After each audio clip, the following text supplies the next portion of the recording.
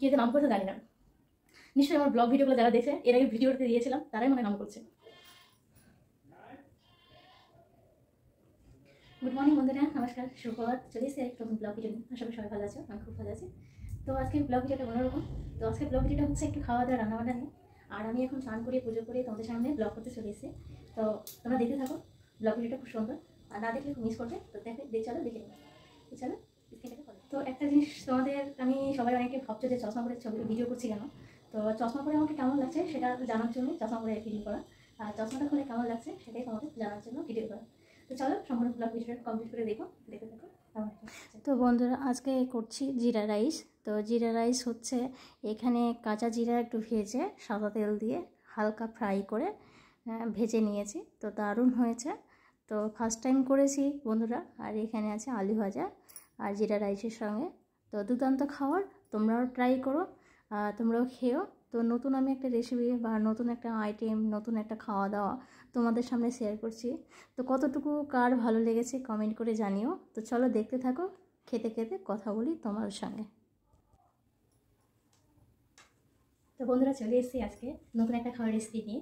আশা করি তোমরা বুঝে গেছো কী কী খাওয়ার রেসিপি। তো জিরা রাইস আছে আর হচ্ছে এখানে আলু ভাজা। তো কেমন হবে টেস্টিটা খেয়ে তোমাদের বলছি।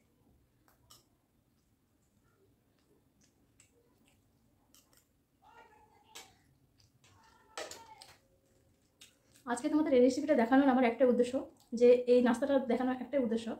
তো আজকে আমার ভাত খেতে ইচ্ছে করছিল না, তার জন্য আমি বিভিন্ন জায়গায় ঘুরে খেয়ে মানে অন্যরকম খাওয়া দাওয়ার টেস্টে বুঝে আজকে এই বাড়িতে রান্না করলাম। তোমরাও করতে পারো, ট্রাই করতে পারো। তো আমার ভিডিও কারা কারা দেখো একটু লাইক কমেন্ট শেয়ার করে দিও। যারা নতুন ভিউয়ার্স আছে চ্যানেলটাকে সাবস্ক্রাইব করোনি তো সাবস্ক্রাইব করে দিও, পাশে থেকো। নতুন নতুন ভিডিও আসতেছে, খুব সুন্দর সুন্দর, খুব রোমান্টিক, খুব ভালো। তো কোথায় যাচ্ছি, কোথায় খাচ্ছি, 2-3 বছর আগের ঘটনা। তো আমি গ্যাংটকে ঘুরতে গেছিলাম, সে বছর করোনা ছিল। করোনার কারণে তো জিরা রাইস খেয়েছিলাম, তো দারুণ লেগেছিলো। সেই টেস্টটা আজকে বাড়িতে রেসিপিটা তৈরি করলাম। তো তোমরা ট্রাই করতে পারো, দারুণ থাকে, বিভৎস। তো নতুন নতুন এরকম খাওয়ার রেসিপি দেখতে হলে আমার চ্যানেলে দেখতে হবে, আর ব্লগটা কমপ্লিট করে দেখতে হবে, শেষ পর্যন্ত, প্রথম থেকে শেষ পর্যন্ত দেখতে হবে, না হলে কিছু বুঝতে পারবে না। কে কোথা থেকে দেখছো কমেন্ট করে বলো, আর কারা কারা খেতে খাও কমেন্ট করে বলো। অনেকে বলো এত রান্না করো খাও, আমি খুব ভালো একটা হ্যাপিনেস থাকতে পছন্দ করি, বা হ্যাপি থাকতে পছন্দ করি। জিরা রাইসটা খুব সুন্দর হয়েছে, খুব ভালো হয়েছে, আমার বিভৎস লেগেছে। তো আমি আজকে বাইরে ট্রাই করেছি, তো ভাবছি বাড়িতে গেলে মাকে রান্না করে খাওয়াবো, মা খুব ভালোবাসবে। তো বন্ধুরা, তোমরা দেখতে পাচ্ছ এটা হচ্ছে আশিনা আম। তো কয়েকদিন আগে তোমাদের ভিডিওতে দিয়েছিলাম, তো তোমরা দেখেছো, অনেকে দেখোনি, যারা দেখোনি তারা গিয়ে দেখে এসো ভিডিওটা। তো আমি সেই আশিনা আম কিনে নিয়ে এসেছিলাম বাজার থেকে। তো তোমাদের গল্প শুনিয়েছিলাম, বলেছিলাম। তো সেই আশিনা আম তো প্লাস হচ্ছে বাজার থেকে নিয়ে এসেছি, আর দুর্দান্ত আশিনা আমটা। তো খেয়ে তোমাদের বলবো, চলো। তো বন্ধুরা, চলে এসেছি আম নিয়ে, অনেকগুলো আম নিয়ে। তো এটা আশিনা আম। তো এর আগেও আমটা খেয়েছিলাম, খুব ভালো লেগেছিলো। তো খেয়ে বলছি তোমাদের কেমন লাগছে।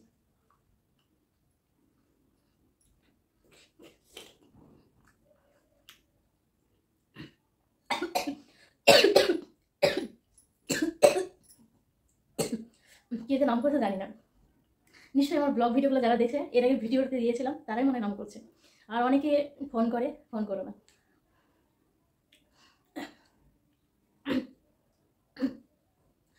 তো আমটা খুবই মিষ্টি, অরিজিনালি খুবই ভালো। তো আমি রদাই থেকে নিয়ে এসে, খুব সুন্দর।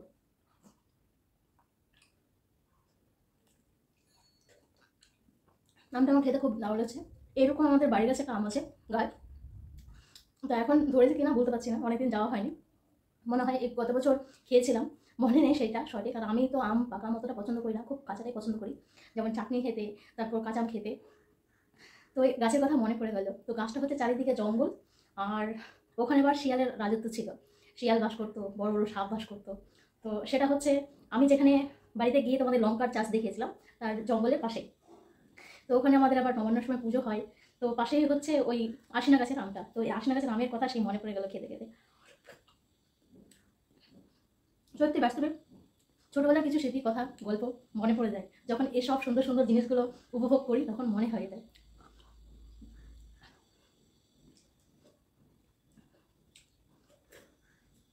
দারুণ দারুণ, অসাধারণ, আমার মনটা ভরে গেল আমরা খেয়ে।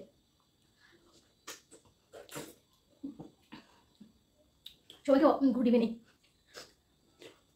আমি বিকালবেলা আমটা খাচ্ছি, আমটা খুব সুন্দর, আমের দামটা খুব হাই, 80 টাকা কিলো।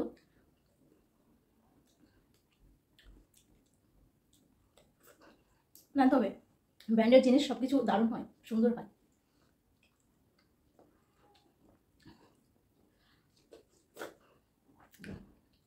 কারা কারা আছো নতুন ভিউয়ার্স, চ্যানেলটাকে সাবস্ক্রাইব করো নি, পাশে থেকো, সাবস্ক্রাইব করে দিও, লাইক করে দিও, কমেন্ট করো, শেয়ার করো।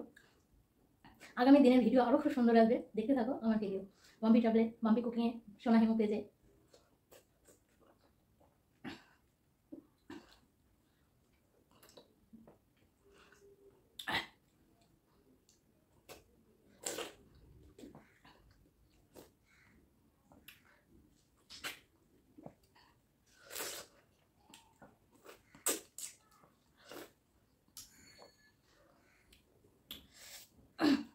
তো খাওয়ার প্রায় শেষ, তো পেট ভরে গেছে, এতগুলো আম কেটেছি, মানে একটা আম কেটেছি কিন্তু অনেকগুলো, এক থালা হয়ে গেছে পুরো। করেছি চুলে, তো বেনি করে কতটা ভালো লাগছে কমেন্ট করে বলো। তো ভিডিওটা কতটুকু ভালো লাগলো লাইক করে দিও, কমেন্ট করো, শেয়ার করো, দেখতে থাকো নতুন নতুন ভিডিও। তো সবাই ভালো থেকো, সুস্থ থেকো, সাবধানে থেকো, দেখা হবে খুব সুন্দর একটা দিন নিয়ে, ভালো একটা সময় নিয়ে। সবাই ভালো থেকো, সুস্থ থেকো, সাবধানে থেকো, টাটা। চলো দেখা হবে নেক্সট ব্লগে। আর আজকে বেনি করে আমারটা কত সুন্দর লাগছে কমেন্ট করে বলো।